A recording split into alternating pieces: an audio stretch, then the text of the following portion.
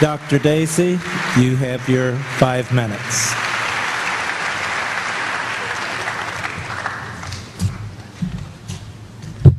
Thank you. Just to tie up some loose ends, as to hiddenness, the question is, why should we expect God to provide more evidence than He in fact does? Well, for the simple reason that we would expect a person to provide evidence for their existence and notify another of his or her intentions if you wanted to strike up a love relationship, right? I mean, love is as love does. How can we say that God wants to have a loving relationship with all of humanity if hundreds and hundreds and hundreds of billions of people are excluded from this and who aren't given enough evidence? That's just not what we would expect God to do. As for mind-body dualism and materialism, Craig says that epiphenomenalism is unworkable. Well, that's a matter for the philosophy of mind, and many people who work on this problem just disagree. Can we have a coherent conception of ourselves, thinking that we are our physical brains? Sure. Evolution. Now, have I shifted ground in saying that I'll accept evolution on faith because it's so highly improbable? No, the point was that if you look at something in light of your total evidence and it's improbable, but you can explain why it results anyway, then it's reasonable to accept it. After all, somebody's got to win the lottery, and we don't have to accept on faith that someone does, and you don't have to abandon your reason to explain why. It's got to be somebody, although it doesn't have to be one person over another.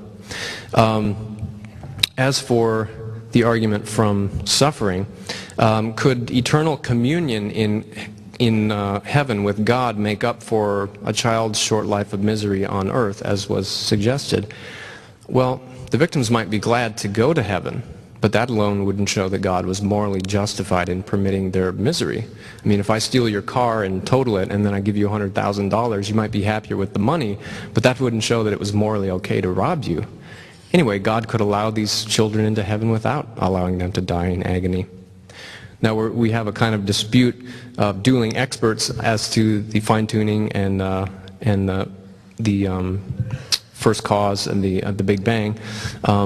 It's like in World War II, in the race to create the bomb, there were German physicists working on both sides, and the question was whose Germans were going to be better. I guess in this case we have a question of whose physicists are better. I don't know if we can resolve that right now. I didn't say that Joseph of Arimathea had to have moved Jesus' body, although I don't see why that's ruled out by anything we know. As far as I know, some of the disciples could have. Robbers could have. Well, could Jews have gone and pointed to the body to disprove the rise of this new sect based on Christ? Well, if it's in a common grave, there could easily be confusion about who's who, and of course, bodies do rot. Do all experts agree that the disciples had visual experiences of Jesus? Well, that would mean that everyone who studies the New Testament is a Christian. I'm sorry, that's just not the case. In my view, the most reasonable position that you've heard this evening is that there is no God. Well, maybe slightly less reasonable than that, but not as reasonable as the view that there's a Christian theistic God, would maybe be that there's the God of Genesis chapter 6. You remember that's a deity who's basically abandoned us, who neither seeks nor deserves our love. Remember, God of Genesis chapter 6 repents having ever made a people who he says are evil in every inclination, and he says that he's going to blot them out of the face of the earth. Well, the God of Genesis chapter 6 makes a lot more sense of the silence of God in the face of suffering and the hiddenness of God and much of the other arguments for atheism I've pointed out. So if you're intent on believing that someone is up there, I'm afraid that you can do no better than him.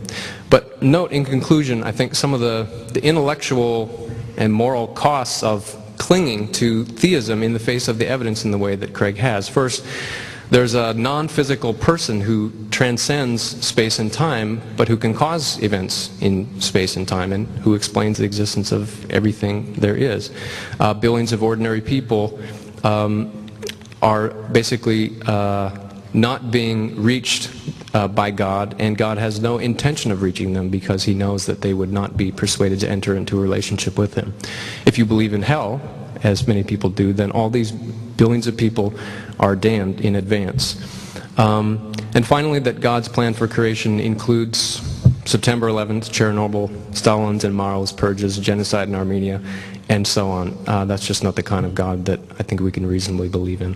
Thank you very much for your attention.